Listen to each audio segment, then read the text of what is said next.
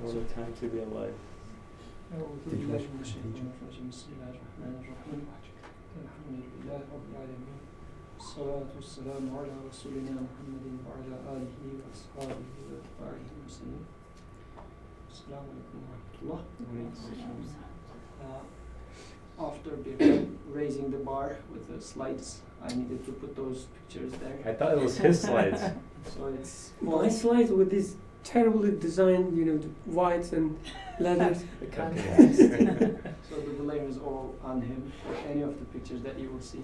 I just feel obliged to do such stuff, but otherwise I wouldn't. Okay, now I'm getting concerned because I was already feeling like, wow, they put a lot into this, and I don't have like those kind of presentations. So this is the fourth episode of our series Wow. of the show. So we have been studying chapter 27, Surah An-Naml. We started with almost from the very beginning of the chapter, and now we are concluding the story, inshallah. Today, very quickly, I just copied the translation from last week's discussion, just to remember where we were. When the queen had read Solomon's letter, so Solomon was sending a letter to the queen with Hupu, the bird. And when the queen read the letter, she said, "O you nobles, a truly distinguished letter has been conveyed unto me. Behold, it's from Solomon, and it says, in the name of God, the most gracious and the dispenser of grace." So, innahu min Sulaiman, or innahu bismillahir rahmanir rahim, in the name of God, the most merciful, most compassionate. And while discussing this part, I was going through last week's presentation. What is that letter that we receive had been a major part of the discussion last week. So do we take the troubles in life nowadays, let's say coronavirus, is it like a letter that I see as something that I receive that carries me some message, or is it something that I want to just dismiss and kill?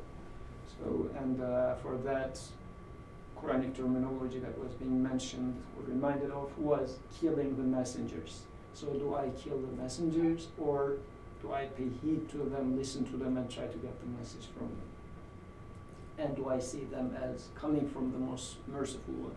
Do I take, for example, coronavirus coming from the most merciful or not? This might be some of the quick fact checks for where am I? Then exalt not yourselves against me, but come unto me in willing surrender. This was the next part of the letter that was received. So do not exalt yourselves, but come to me in willing surrender. Then she continues the conversation with the nobles. "O you nobles, give me your opinion on the problem with which I am now faced. I would never make a decision unless you are present with me." And just to also remind how the conversation was going on, so there was this mighty king Solomon on one side of the equation. He was given everything. He had armies of birds, like those weird armies. But on the other side, he finds out, actually one of his soldiers, like a bird, finds out that there is another army or another kingdom out there which is also given everything pretty much like Solomon is given. So then a fight became inevitable, and this is what we are going to study today. And we were studying this in the sense that as a believer, I have a certain worldview, certain convictions, saying that the whole existence belongs to one and only Creator, and on His behalf, His is the throne, His is the dominion. But then, at some point, I was realizing, as if I was sending my eyes to explore the existence, and I come up with another possible option out there, which seems to be somewhat working, like another worldview, which says, well, you know what? Actually, it is sun that gives existence to plants, because in the story, they were worshipping to sun. So something out there is giving existence to what you observe. It's not really God. So this was an alternative worldview which was ruling at its own territory. So now that I'm realizing, okay, so which one is right? There needs to be, because my conviction says everything is being created or given existence by the one and only creator. So it looks like something is contradicting my conviction. So either I will take over that land, meaning that I'm going to overcome that other ideology, or I will lose my ground anyways. So this is why a war is inevitable from Solomon's point of view. But now in this case, we are observing that the other part, which is being ruled by a queen, so it is as if now wisdom is at play, rather than just brute force of a mighty king. We observe that the other side is utilizing wisdom. And this is how she goes. She says, give me your opinion on the problem. She's not saying that this is what I say, so be it. The ideology out there, the alternative ideology to oneness of the creator, comes up with wisdom or reasoning or some sort of explanation. So they answer, we are endowed with power and with mighty prowess in war, but the command is yours. Consider then what you would command.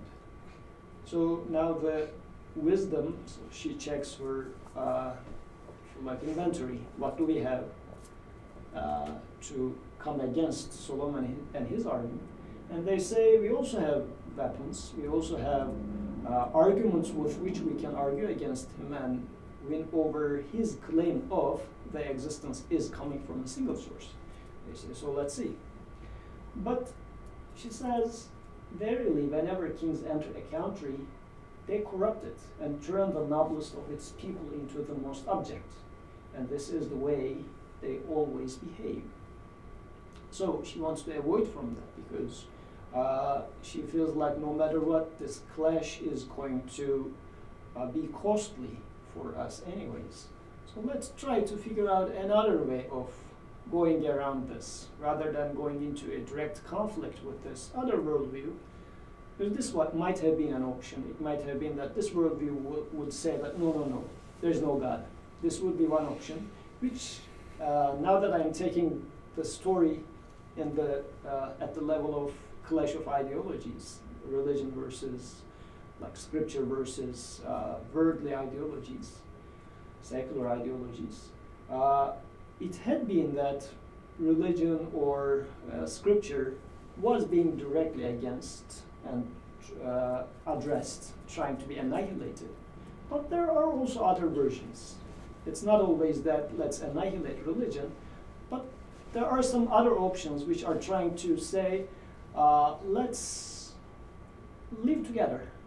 Let's live in conjunction. Let's live happily.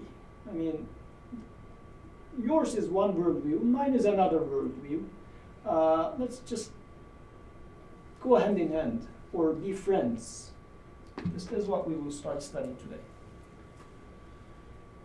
So, إني مرسلة إليهم بهدية فناظرة بما يرجع المرسلون. So she says, hence behold, I am going to send a gift to those people and await whatever the envoys bring back. So this is an interesting part now. She's trying to, rather than fighting, says, okay, let's send some gifts, show our goodwill, and say we can coexist. What's wrong with that?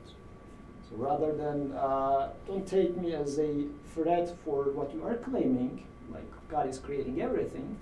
Oh, okay, yeah, from my point of view, God creates everything. But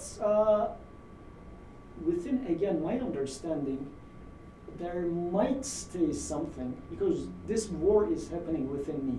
Let's also underline this part of it. In my understanding, previously I was convinced that everything was belonging and being given existence from a single source. Now that I have seen another ideology out there, so is it an option for me to say that I either, one option, Solomon's position, I either have to overcome this ideology, or my claim, my conviction is going to be void? Or shall I say that even if I cannot overcome that ideology, it can stay there, as if I'm going to turn blind to the fact that now a contradictory conclusion lives within me. So shall I be open to possibility of having two opposite convictions at the same time?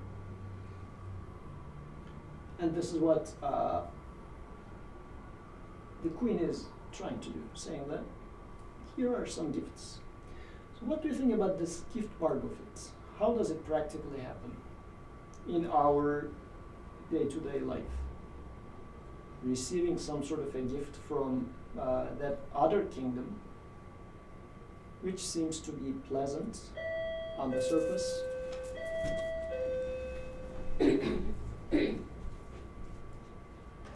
And shall I be welcoming for such a gift? An admission offer. Admission offer from Admission offer? a university. For a university. Okay, might be. But within your own worldview, for example, let's say you are convinced initially that God creates everything.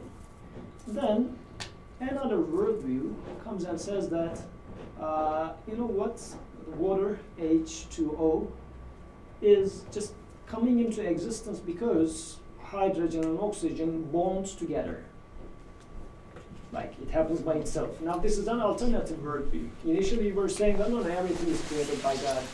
Either you heard it from your family or somehow you are convinced. But this is your worldview, so God creates it. But then somebody says, actually, you know what? The chemical bonds, they are being formed, and how does it happen? Well, it happens. It happens by itself. There's nothing about godly here. This is another ideology out there. So, how is it that there's sometimes such an ideology, such a worldview, sends me a gift, and trying to find some common ground? Do you receive such gifts?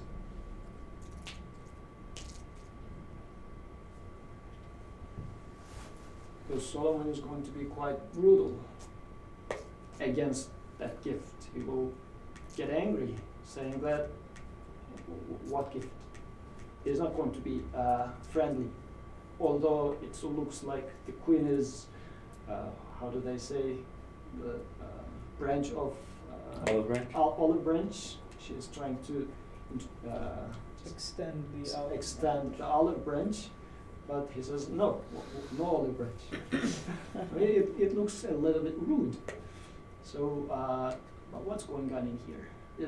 Are we here seeing just the story of a brutal king who is exploiting his power? Or is he doing the right thing that should be done? Because Qur'an is giving us Solomon in this case as an example, so it looks like he's encouraging to just deny this gift or this olive branch, saying that it's not really a goodwill. This is something that is going to contradict my self integrity. One example comes to my mind, that with my relationship with people, so I know that I cannot attribute any love, for instance, I experience with my beloved ones to myself or to them. But a gift comes and says, but when you attribute it to yourself, don't you feel, good that you love someone, somebody loves you, that you have these, the power to make them to love you? It gives me this sense of achievement. or when, let's say, I take care of someone, I give let's say, $1 to homeless people.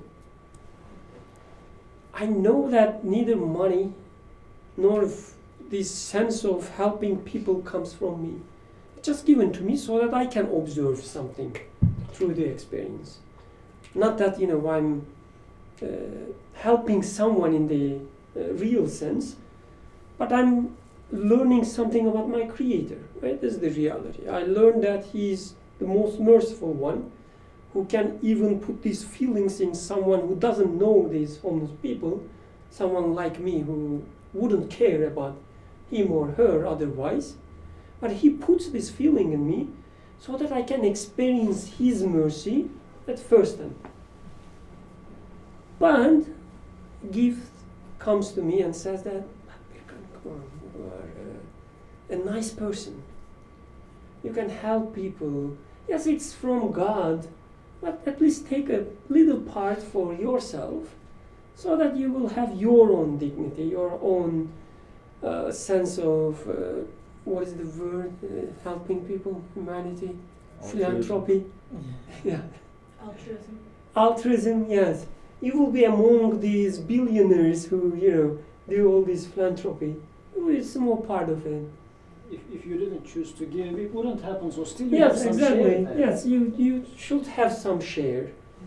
And don't deny it so that you can be getting along with others, in a better way. Because everybody takes some shares from their help. And if you start, claiming that, no, we don't have any share, it's just from God, it's us most benefiting from such an experience, not the homeless people. When you start telling this, you also going against the flow of the culture. So don't go there. Just take this gift of, sense of altruism that attributed to yourself, and live happily with the rest of the people as well.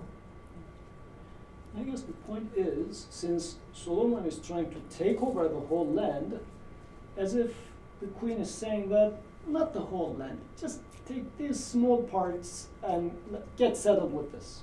Because the question is, when Sulaiman is trying to take over the land, is he taking over the land in his own name, or he's trying to capture that land in the name of Creator? What does that mean practically? When I'm going to take over the land in this existence in the name of Creator, God, means when I observe somewhere, let's say a small kitten being fed, I can say that, well, this is just genetics, or this is the result of billions of years of evolution. Now, this is a different king took over that relationship. But I can also say that, no, I have to conquer this relationship in the name of Creator, meaning that do I observe that the one that creates me, the one that gives the existence to mercy in me, must be the one who is also creating this relationship between the cat and the kitten. Conquering it in the name of the Creator that I believe in. So I'm not content with partially saying that, yes, it's over years of billions of years of evolution, but God did the Big Bang. So I get some sort of a gift from there saying that partially our model works for you. Just take that part of it, but for the rest of it, still, don't get into our territory. And I guess the example that Brother Birkan gave was, in my personal life I do that, then I don't want to, I want to get some share for myself rather than conquering it in the name of God. Or ideology-wise, I can settle with small things that I take for my ideology, saying that yes, sun is growing the plants, but God is the one who creates the sun. But when I ask the question, well, not really like that, sun is just has been there for this. Yeah, you are right. It burns by itself, but Big Bang. This sort of small gifts that I try to take from that other ideology and just get settled with it, rather than totally conquering the existence in the name of God. And these gifts are all over the place. We are being settled, or we are being suggested to get settled with small gifts from, I would say, secular worldviews, and rather than conquering them, because Solomon was saying that surrender to me, and he was asking this in the name of God, Bismillahirrahmanirrahim. So do I have such a worldview, or I am being settled within my own worldview with partially, everything is being created by God, but partially saying that, well, it also happens by itself, and also natural laws are there. They are partially doing part of the job. Or, chance also plays some role in this existence. And of course, eventually, I am this merciful person. If I was not there, this poor person wouldn't be able to feed. Yes, God gives me the money to help the poor, but still, I have this soft heart, and it's mine. So these are all partial gifts that I might be settling in rather than conquering the land. Solomon's response, فَلَمَّا جَاءَ سُلَيْمَانَ قَالَ أَتُمِدُّونَنِي بِمَالٍ فَمَا آتَانِيَ اللَّهُ خَيْرٌ مِمَّا آتَاكُمْ بَلْ أَنْتُمْ بِهَدِيَّتِكُمْ تَفْرَحُونَ. So now when the messenger came from Queen unto Solomon, he said, do you people mean to add to my wealth? But that which God has given me is much better than all that he has given you. So it's only such as you that would rejoice in this gift of yours.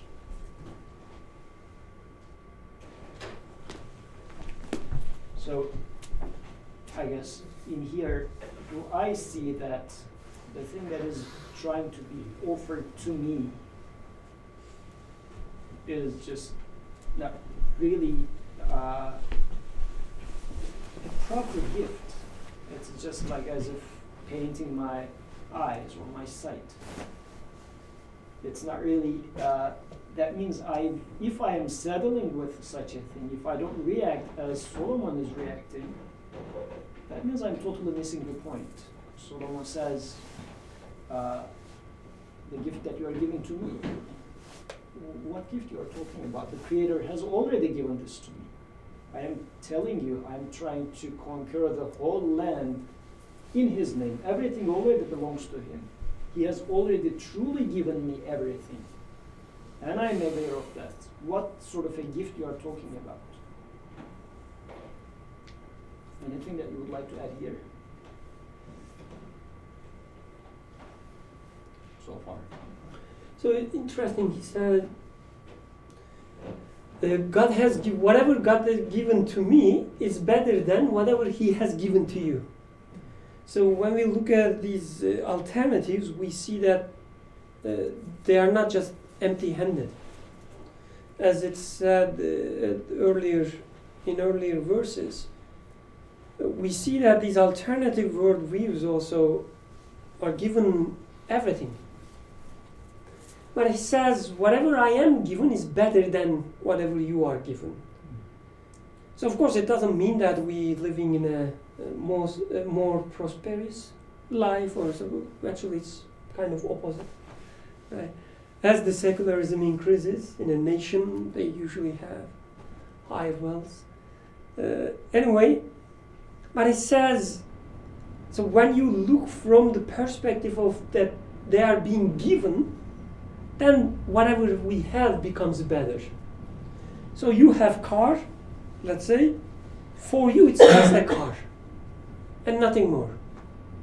if, for instance, your tire is flat, like mine, it's a bad car, it doesn't mean anything anymore. It just died and you don't have, it's just a burden for you.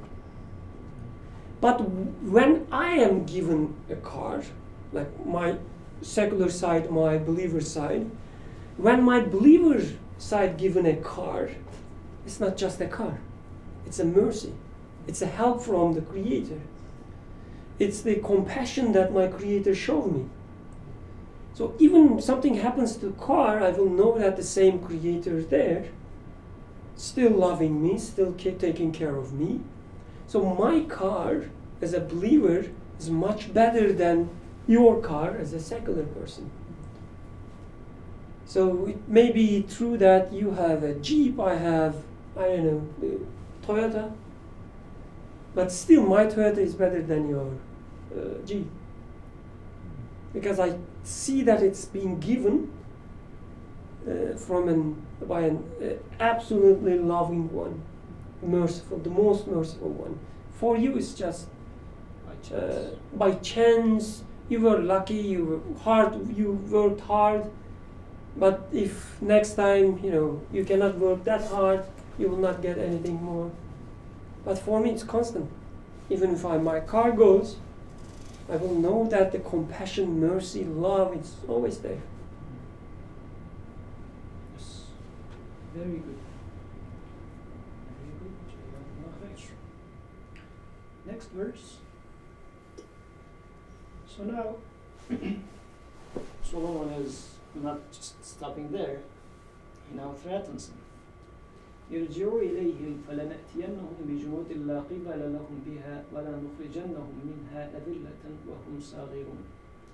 Go you back unto them that have sent you, for we shall most certainly come upon them with forces which they will never be able to withstand, and shall most certainly cause them to be driven from that land, despicable and humbled. He's very fierce. So, he didn't simply say that, okay, I don't need your gifts, but he said, I'll come there. Your gifts cannot stop me. I will come and annihilate your kingdom. I'm going to force you out of your land. So my question is more like about the theme, like, so when I think of the story of Moses and Pharaoh and the Pharaoh, it makes sense that Pharaoh, like the Pharaoh is like a very like oppressive tyrant and a bad person, and like you need to like fight against him. So like you can talk like fiercely against him. But then here, when I look at the queen and her kingdom, it almost seems like it's a lot more mild. If in fact they seem like they're coming out, they're discussing their options, they're acting wisely. It seems they're being kind, they're sending gifts. I mean, even if their gifts are wrong, there's this theme of like they're not like a pharaoh. They seem to have like a much nicer kind of feel to them. Mm-hmm. But then on this side, we see that Solomon seems very fierce to them. Seems very like instantly like biting back at them, not giving them any room. I'm just like, does that theme there, there's like this how like fiercely he's replying and then how nice she seems, like have you been able to like read into that and understand anything from that? So in the previous verses there was when the bird Hupu went to there, what was his response? It says, how dare they are worshipping sun, and they are not worshipping the creator or the extractor of hidden things from heavens and the earth. So for Hupu, this is like something doesn't make sense. This is the thing that's unacceptable. Is it unacceptable for me, for example? Let's see. Let's say. Let's give an example. You are seeing that. Two friends, and one of them is so soft-heartedly trying to and thinking very tiny details without, let's say, explicitly speaking, to treat the other friend very well. But you're observing this other friend is just ignoring that friend's favors. Although he never outspokenly says, I am favoring you, I am doing all this for you, this and that, which generally happens with parents to children also, right? But let's take the example here. But you are saying that this friend is acting very arrogantly towards that other friend, and just saying that, as if pretending as if he doesn't even exist, or all the favors that he does is just taken for granted. It's as if he has to do it. There's no favor whatsoever. As a person observing this, how would you feel? But this person is a tyrant, definitely. I mean, he's not explicitly going and just trying to kill the other person or oppressing the other person. But definitely there is a tyrant acting in there by ignoring the favors of the other person who is extracting. Because in the story, who was able to observe that God is the one that extracts hidden things, meaning that there are hidden treasures in this existence. He is the one that makes me to get to know those hidden treasures, meaning that, like, what's a hidden treasure? A book is just simply a bunch of characters, right? But when you read the book, you start understanding some meanings. So something that is hidden there is being extracted for you. Who is the one that extracts those hidden treasures for me? Likewise in the existence. You observe a beautiful spring with all the flowers and everything. The messages that I receive from this, who is the one that extracts those meanings? I might be feeling like, oh, it's me and my perception and my perspective which is cooking this good worldview. Or I might, as the Hupu is saying that, no, I am being given this beautiful worldview. I am being made understood those that there must exist a merciful one, and this is a manifestation of his mercy. So, in a sense, the queen in here, as you said, looks very mild and just friendly, but in reality, this worldview that's being depicted over there, by worshipping sun, is acting Pharaoh-like. On the other hand, Solomon is acting in the name of Creator, meaning that I do attribute things to its true source. I'm not stealing anything. The queen wasn't stealing something. He was stealing the existence from hand of God, giving it to son. Solomon says, no, I am a just king, meaning that I am just, I give the due of Creator to the Creator. It is him who gives existence to everything. So I guess the flavor of Pharaoh-ness is still there. I guess when we take this as a story of ourselves, our battle within ourselves, between different ideologies, different worldviews, I guess it becomes easier to see that what is presented as a other nation, it's not a mild version of a pharaoh, and there is no room within you for it to be alive. Because as it's presented, it's like worshipping the things themselves. So I guess the story tells you that belief must be comprehensive.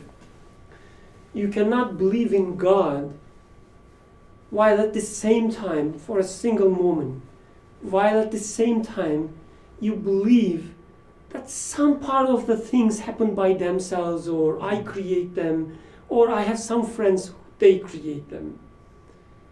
You cannot have any room for such a belief. And I guess nowadays it's easier to see that, so this secularism has different forms, right? So historically, for instance, it was just physical wars between religions or religion and secularism, whatever.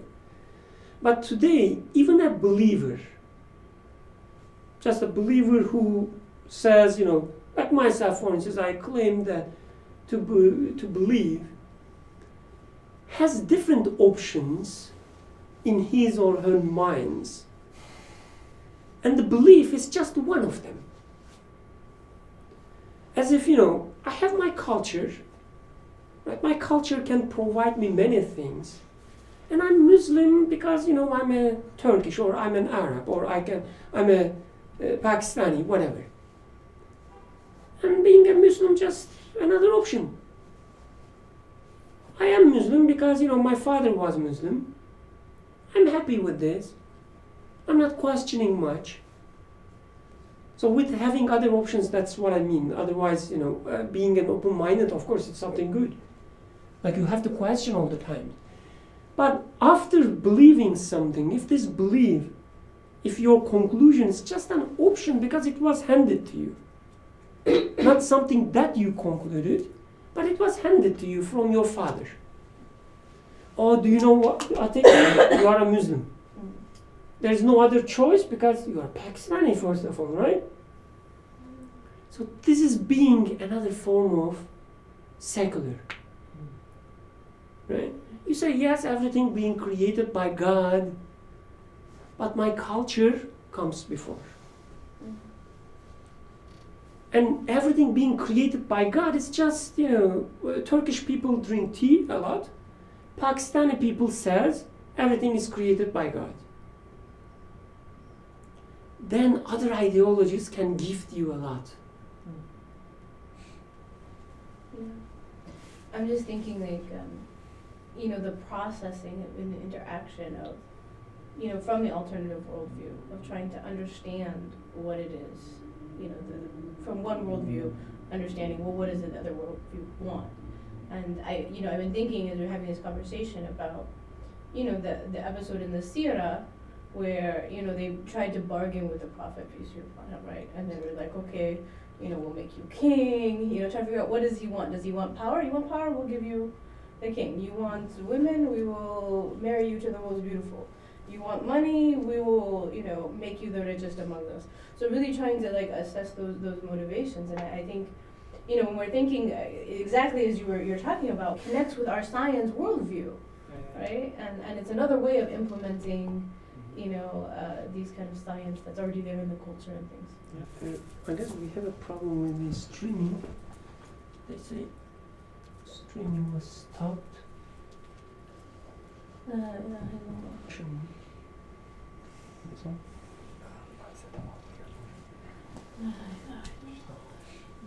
Oh, okay, it's okay now. It's okay now.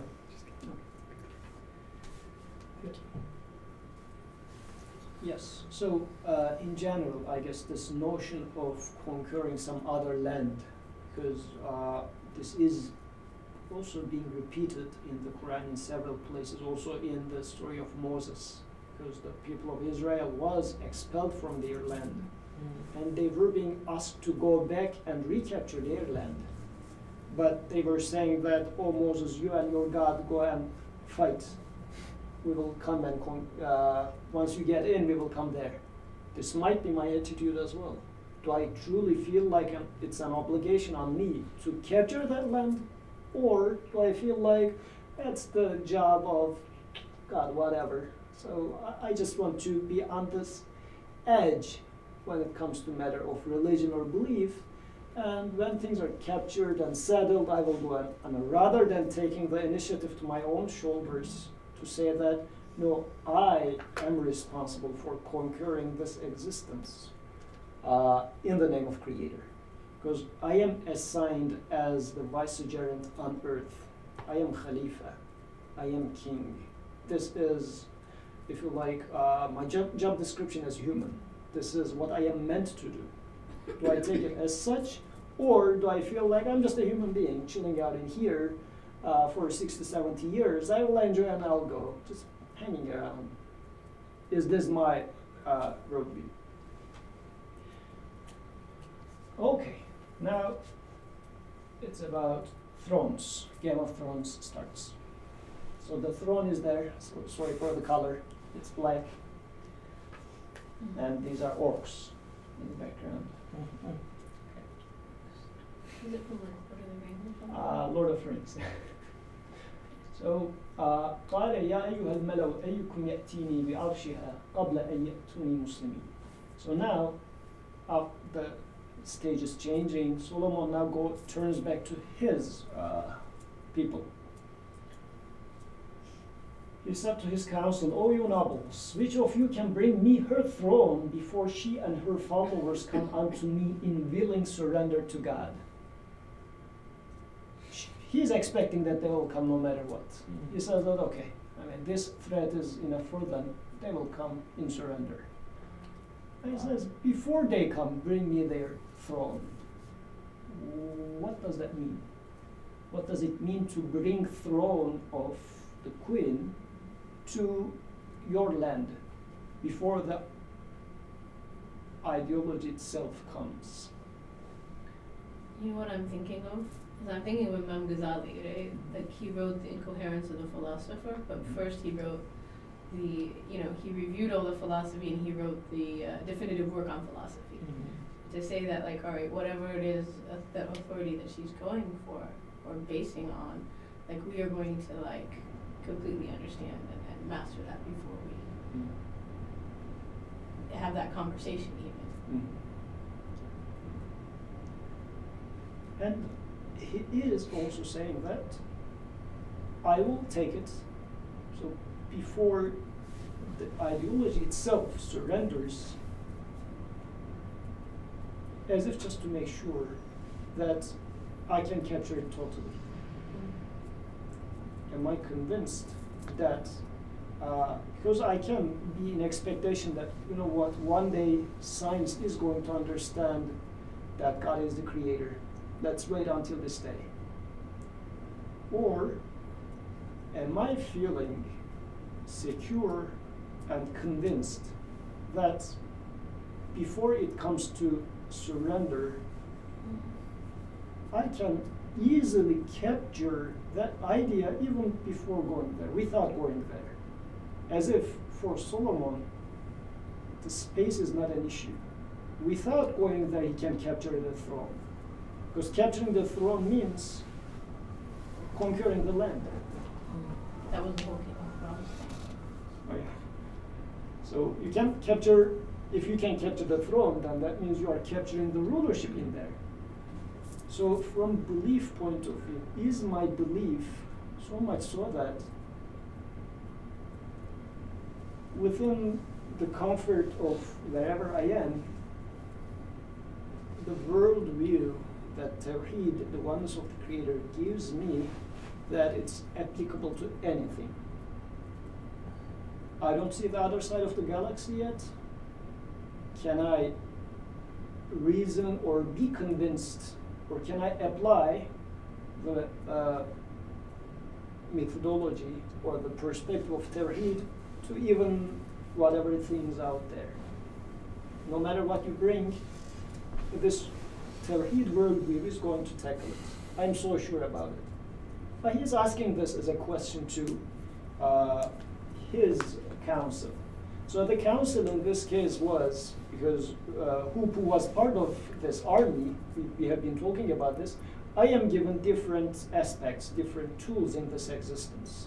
It might be my intellect, might be one of them, but also I have sight, I have feelings, I have mercy, this and that. And now I am consulting with these.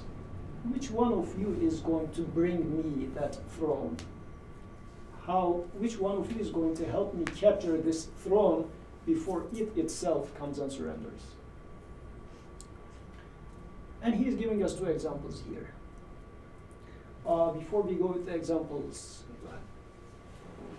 You should go ahead. Were you going to say something? Just this idea of willing surrender. Okay, well, this idea of first capturing the throne, like an idea is like presented to you, let's say like randomness or things happen by themselves, like such an idea is presented to you, or any other idea, and you want to capture its throne, like its place of power or its rulership. before it comes in willing surrender. I'm thinking, why would this idea ever come in willing surrender to God? And I think just the fact that any of these false ideas or false claims, they all will always fail. They're always going to perish. They're always going to end up betraying you, always going to end up like leaving you alone, like not working for you. Like no matter what, they're not going to be able to like give you like a like fulfillment or satisfaction. They're not ever going to be able to solve your problems. Like no matter what, they're going to come in surrender. That's what willing surrender like brought to my mind. Yeah. Yeah, I also had ideas about that. I found it interesting that, you know, despite them having armies and you know, the ability to go to war, they're just going to give up, and, you know, in the face of Sulaiman's threats, I guess they're saying, oh, I guess it doesn't really matter. We're just whatever belief we have, whatever, we'll just go. You know, it's not worth the fight. They're going to go, you know, submit themselves.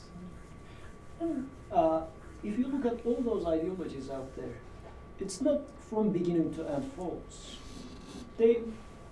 All of them has something to cling to. It starts because human is made blessed, is that the word, like Kareem. So human is meant to find truth. Human seeks truth. Everybody, yeah. Everybody starts from something right. All the ideologies out there start from something right. But keeping the balance is the issue. Not able to, this is why in Surah Ar-Rahman, 3 times we are being reminded of to keep the balance. Keep the mizan, keep the mizan. Keep the things within the balance. Don't transgress. What does transgression means? So don't say that, yes, by observing the existence, I'm going to get to know who is its maker, but don't transgress saying that while you are in the laboratory, well, but it happens. Saying it happens is a transgression. Because how does it happen? When I say it happens, as if I am saying it, does it happen by itself? It happens by chance? It happens by law? How does it happen? So keep the balance. So this is where transgression happens. So this is why this part needs to be corrected. Once it's corrected, it becomes within the territory of belief anyways, right? So it's not alien to. So anything of those ideologies, they all start from something right.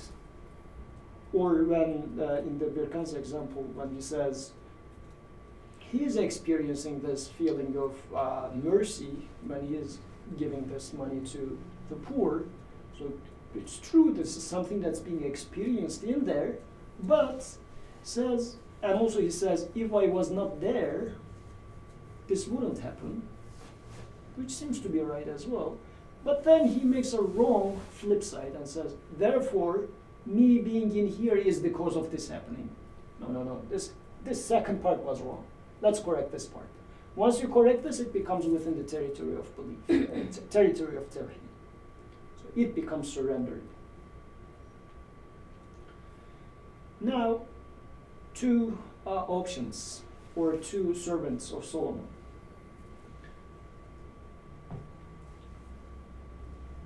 قال عفريت من الجن. So عفريت, this translation says a bold one from one of the invisible beings. But Ifrit is like demon. This is why I put orcs in the background. So Demon. Demon. So قال عفريت من الجن. So a demon from among jinns. أنا آتيك به قبل أن تقوم من مقامك وإني عليه لقوي أمين. So this demon from among jinns, or as the translator said, a bold one of the invisible beings, I shall bring it to you before you rise from your council seat. For I am powerful enough to do it, and I am worthy of trust, or I am sure. What does this say? Tell us. The other day we were talking about jinns with some friends. This is generally a notion within Islamic culture, especially if you were born into an Islamic society, It's a huge mystery, sort of Halloween-like thing in Islamic culture. What is it? We don't know. A lot of stories out there. It's this sort of a thing, as if like a fishy topic.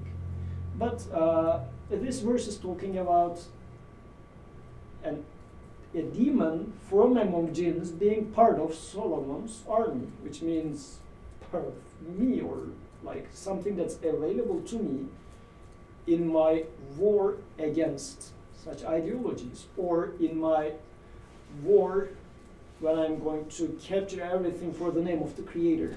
This is like one of my soldiers, possibly. Yeah. What is that soldier?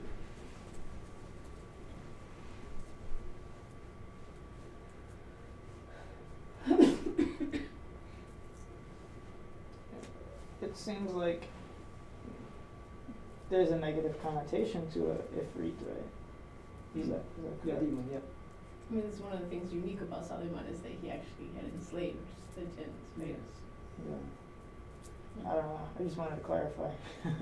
Oh, that's all. That's it, man. Yeah. So how do we use bad things in our service and turn it around? I mean, yeah, like just though his wording, like I am powerful enough to do it, I am worthy of trust, like this doesn't seem to be doing it in God's name. It doesn't seem to be acknowledging that these things are given from God. He's saying, I am powerful enough to do it. So I don't know if there's a negative connotation here, then it would make sense, because it doesn't seem like he's approaching from a place of being like conscious of God. Actually, in general, there's an emphasis of power here. When he talks, he says, before you stand up from your throne, he's even defining Solomon in terms of his rulership. So it looks like there's some sort of affection to power in that notion. Still, it's within my army. There is an aspect in me which is more focused on this power stuff. And he says, I'm strong, I'm powerful enough to do this. And then I'm also secure and sure. So it might be within my territories, because human has all different aspects. Like human is angry, for example. There's anger in you. And your anger might be not that much of a soft feeling. It is like it just bursts into flames. It's just ready to explode at some point. So how do you control such a feeling? Right? And it's more looking to power aspect rather than your mercy, on the other hand, for instance, being more soft, if this is a proper way of describing it. Rather than power, it would be more interested in weakness, for instance. You feel more mercy towards weak and poor. So mercy is going to extract meanings from poor and weak rather than powerful. The focus is shifting. So it looks like you can grab or bring this throne using this aspect of you, which is more focused on power. But apparently it's taking some time. He says, until you stand up from your throne. And just the imagery that comes to my mind is, let's say we are having this gathering, and I'm consulting as the king with people. Well, you are king, right? Okay, you are the king. Then this meeting is going to take 2-3 hours. And one aspect of me says that I can bring that using my expertise of focusing on power, but it will take some time. 2-3 hours. Within 2-3 hours, I can bring you that throne. And actually, if you look at, let's say, Islamic theology, just since still today I was having a conversation with someone, this is why I am more in the realm of ideologies today. Proof of existence of God. There are different methods that have been put forth over the centuries. Some of them, you need to put good amount of effort to understand how that proof works. As if you are trying to bring water, like spring water, and you think like the spring is beyond the mountains. So how do you do it? You start digging tunnels and try to get to behind the mountain and bring the water. Yeah. So, like in Islamic theology, there are proofs such as like contingency proof, which builds several stages, a long line of argument, but eventually it proves the point. But you need to put some effort in there to understand it. Just one example, I mean, not necessarily this one, but not all arguments are being that much easier to bring the throne of that ideology to here. But then there are elves, like this other type of soldiers in the army. They aren't opposing the orcs and the elves. They're a little bit different than orcs, yeah. By the way, you know there's a book that's written from the perspective of the orcs, Oh. where they feel they're the good people and the others are the bad. Wow. That's Crying God. Evil sorcerers and magicians and things. Makes sense. So, قال الذي عنده علم من الكتاب. Now, this person, this other part, is being described as a man who has illumined by revelation. عنده علم من الكتاب. So he has knowledge from the book. And this word kitab was being mentioned in the previous part of the story as well. So he, Sulaiman sent a kitab to the queen. And this person is getting some knowledge from the book, from Revelation. So he says, أَنَا آتِيكَ بِهِ قَبْلَ أَن يَرْتَدَّ إِلَيْكَ طَرْفُكَ. So he says, as for me, I shall bring it to you before the twinkling of your eye ceases. I can conquer this land, if you like, or capture that throne within blinking of an eye. So to me, this sounds like Tawheed, if you take the point of view of revelation. The Qur'an, for example, gives us this perspective with which you can capture anything in this existence in the name of Tawheed within blinking of an eye. That easy. But is it for me? So I guess this is the question.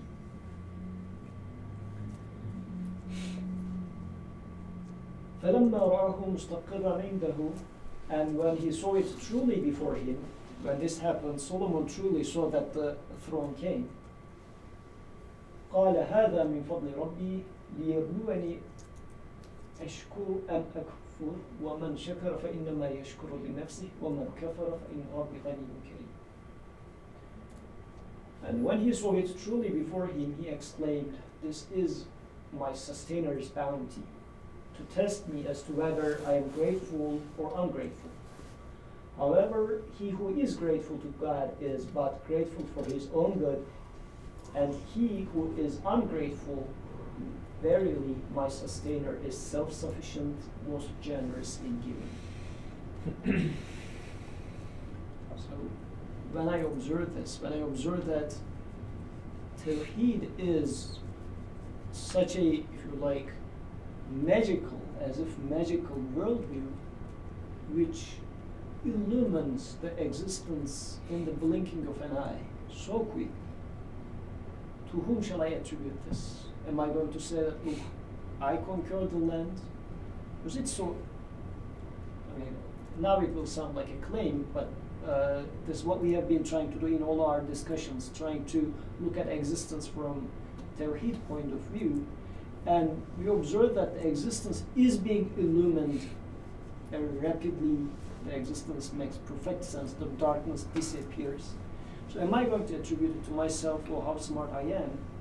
Or am I going to be grateful to my Creator for illuminating the world for me with the revelation?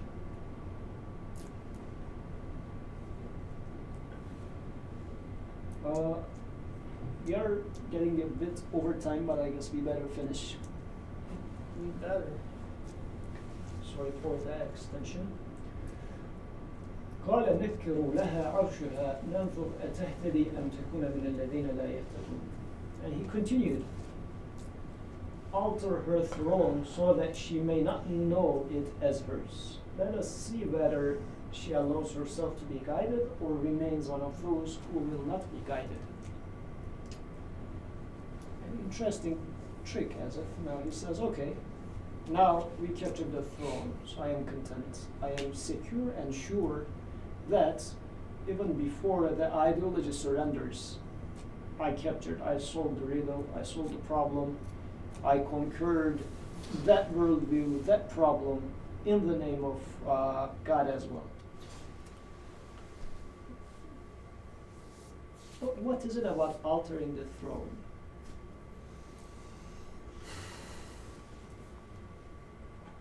It sounds like when you want to tell someone something, but saying it directly might be difficult for them to accept. It might be like, their pride might get in the way, or it's like very critical of them. But then you subtly say it, like you kind of indirectly show them the truth. So maybe Solomon here is now being kinder to her and like showing her the truth, but in a subtle way that won't maybe instantly like scare her off or like hurt her.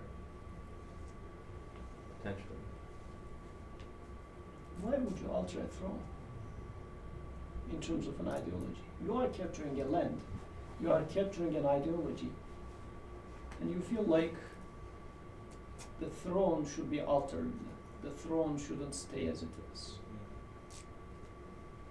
What comes to my mind is like using someone's argument against them. So they already claim this, as part of their argument, but if you take it and you somehow incorporate it into your own argument and you make it seem like it's your argument, and it actually like is an argument against their own argument, it could be used against them. And maybe if they realize, oh, that was actually my argument, that might convince them that their own argument is wrong. So I feel like, for instance, if you were doing a math problem or something, and it was algebra, right, and someone had the wrong answer, well, you would plug in numbers, and then they see, I obviously had it wrong, because I plugged in these numbers, it doesn't work. So I think, we do this also with using the same structure, changing the parts so they can see the fallacy of an argument, for instance, like, and one of our classical from the tradition, right, is things like, oh, people don't believe in God, and or something like this, and the guy goes and says, yeah, I saw a ship coming, and there was no one sailing it, and it came into the port all by itself, and it unloaded and did this thing, and it went away, or whatever. Basically, the ship is going by itself, right? Obviously, people like that's not possible. That's crazy, right? And then to say like, okay, this whole universe, it is operating and it is doing all these things. How could it be by itself, right? Mm-hmm. Or the Bedouin who says, oh, okay, when I see camel tracks and camel dung, I know a camel passed through here. When I see the stars in the heaven, I know that there is a creator for it. Mm-hmm. So I don't know, maybe just that kind of reframing in a way.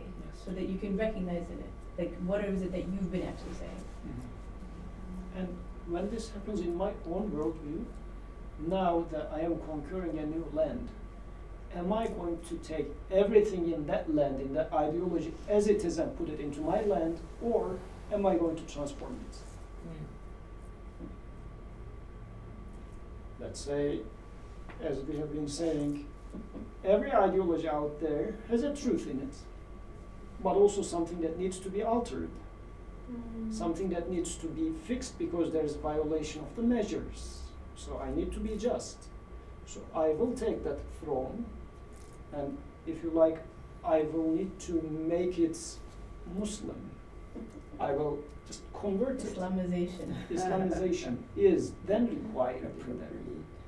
So rather than borrowing ideas or the language and terminology and everything, this whole system, and just plug it into just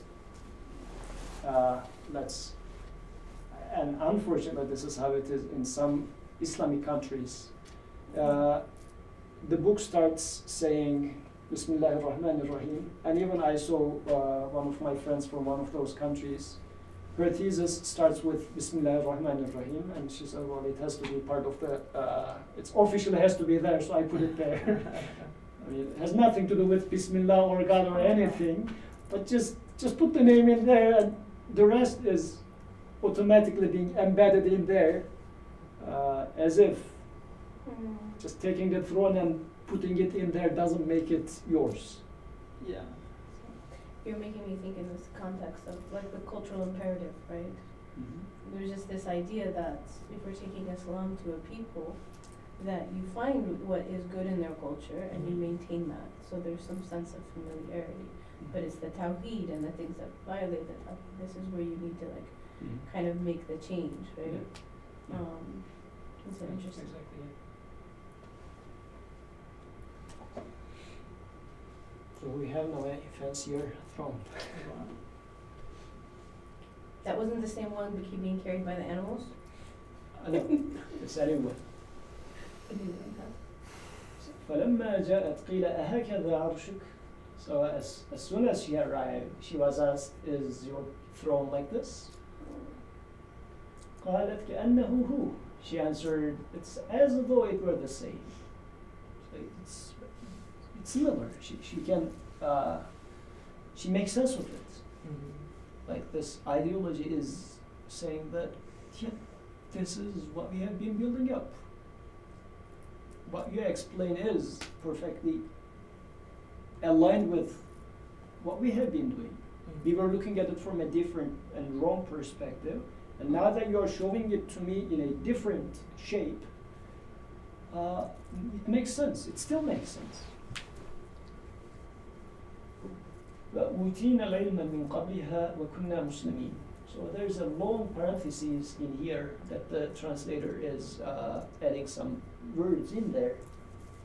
As Solomon said to his nobles, she has arrived at the truth without any help from us. This is from within parentheses. Although it is we who have been given knowledge before her and have surrendered ourselves unto God. وَصَدَّهَا مَا كَانَتْ تعبد من دون الله إنها كانت من قوم كافرين.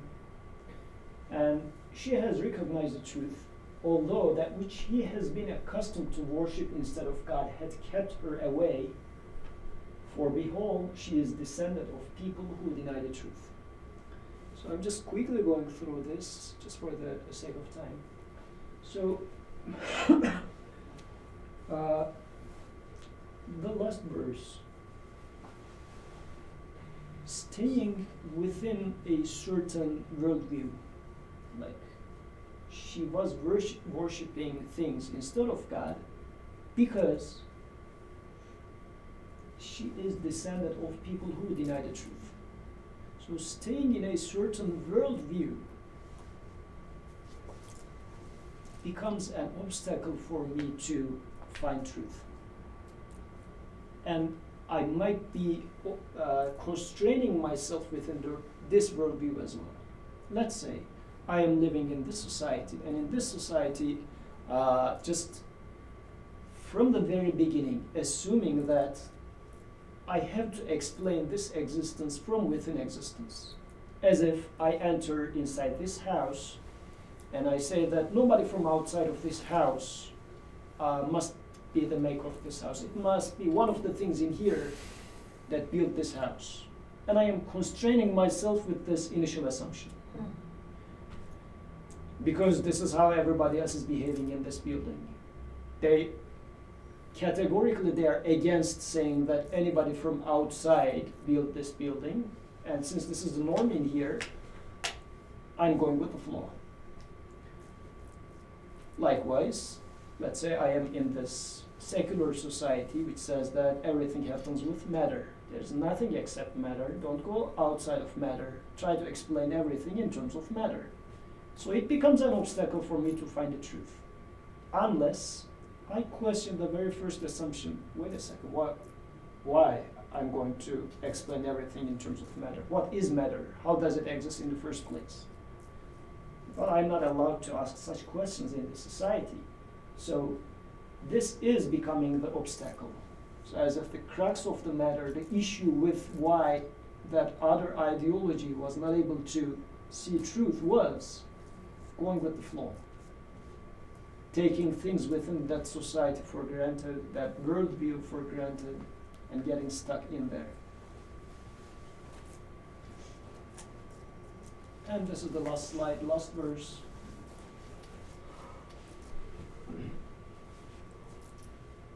قِيلَ لَهَا ادْخُلِ السَّرْحَ. And she was told, enter this palace. فَلَمَّا رَأَتْهُ حَسِبَتْهُ لُجَّةً وَكَشَفَتْ عَنْ سَاقَيْهَا. But when she saw it, she thought that it was a fathomless expanse of water. And she bared her legs, as if like it's a very deep expanse water. This is how she thought it is. Now that she is being invited into the palace, saying, okay, now enter my palace, become subject to me, as if. And now this, as if fear is now there, because look, this is west, and it looks like it's water, as if like it doesn't have a, I don't know how deep that is, so it's. قال إنه صرح ممرد من قوارير قالت رب إني ظلمت نفسي وأسلمت مع سليمان لله رب العالمين. Said she, behold, it is but a court smoothly paved with glass. But then she realizes that it's not water, it's not an expanse water, but it is like a glass, or a floor is paved with glass. And very interesting imagery here. Then she said, she cried, "Oh my sustainer, I have been sinning against myself, or I wronged myself. ظَلَمْتُ نَفْسِي. I wronged myself. But now I have surrendered myself with Solomon unto the sustainer of all the worlds. وَأَسْلَمْتُ. Now this Islamization is right now being complete. This other ideology is now coming and saying that now I surrender with Solomon to Rabbul Alameen. The conclusion that I arrive is being. Just one point, like it doesn't say I surrender to Solomon. As she says, I surrender together with Solomon to you. Yes. So what do you think about this imagery of initial feeling of a vast expanse of water? In general, there's a palace, and then there's this imagery of expanse water, but as if she thought this is what it is. And then there's this attempt to enter into that water as well, baring her legs. It looks like there's an attempt, no matter what, I'm going to get into it. But then realizing that it's not water, but it's a solid ground, but it's a transparent, glass-like solid ground. What does this signify?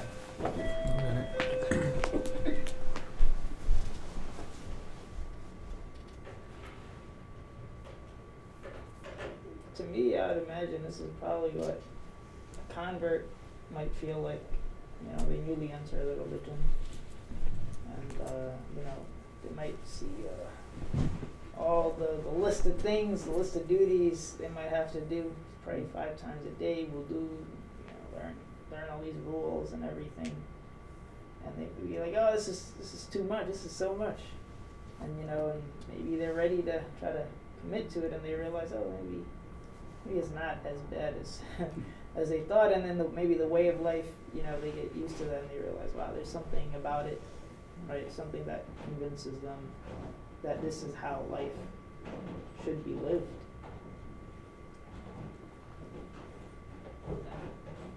There's a very beloved friend of mine. He used to do his PhD here, now he's back. Once we were having a conversation about continuous creation.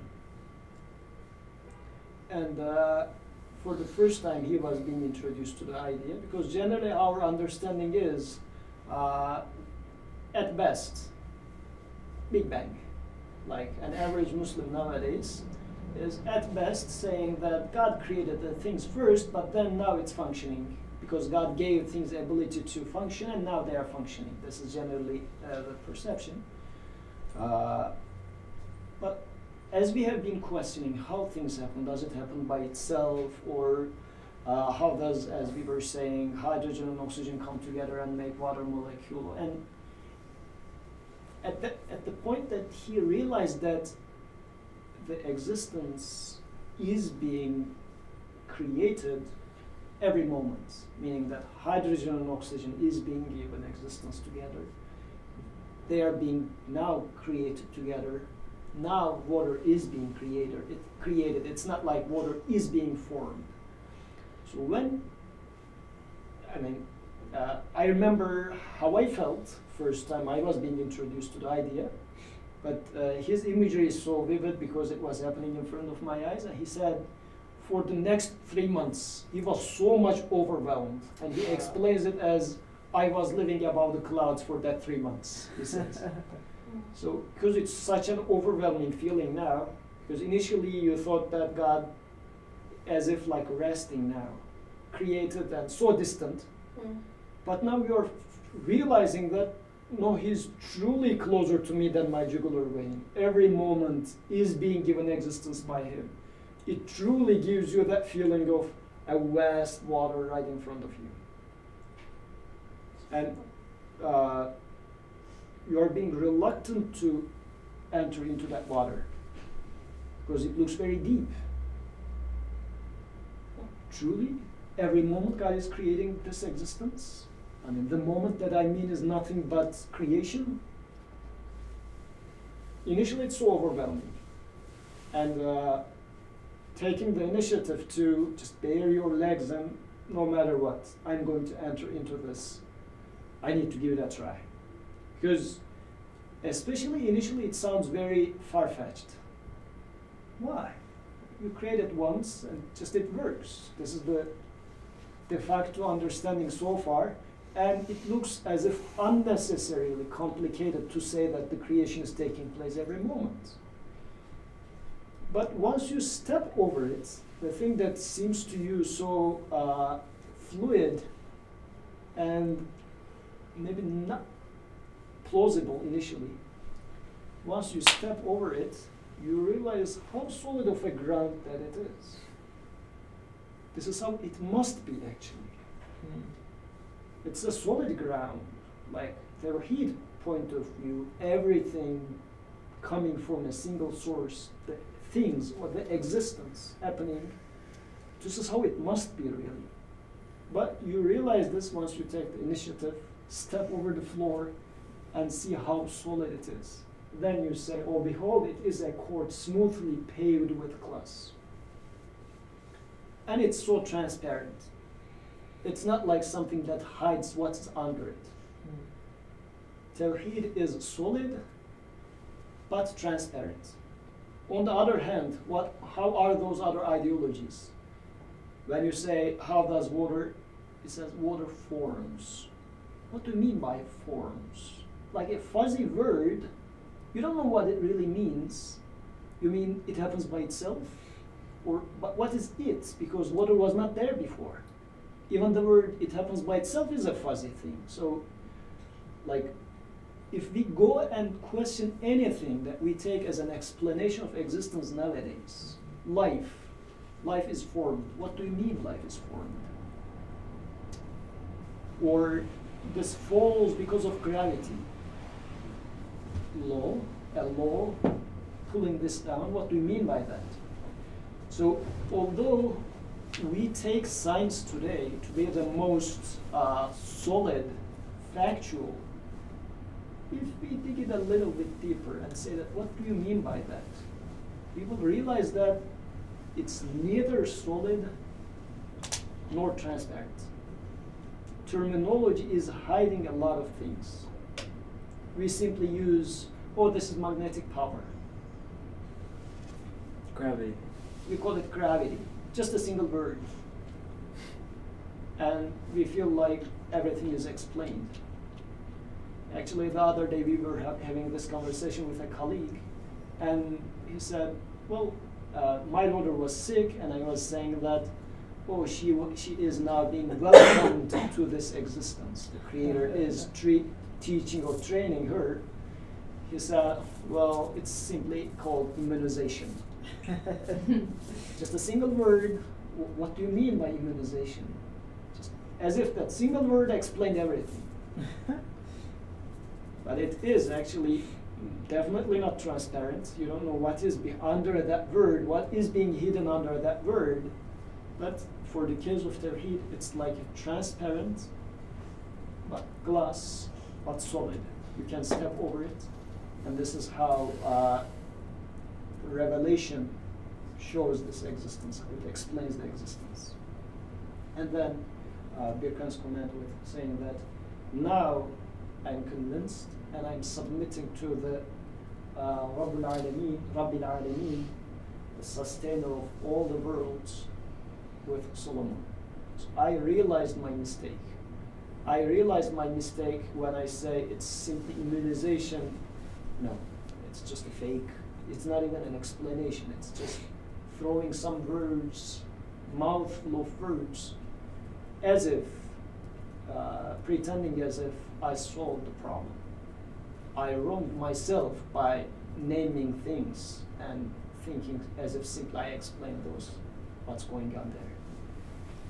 Now that I saw my mistake, now that I see, I take the initiative to step into that water and realize that it's not water but solid glass, then I surrender myself.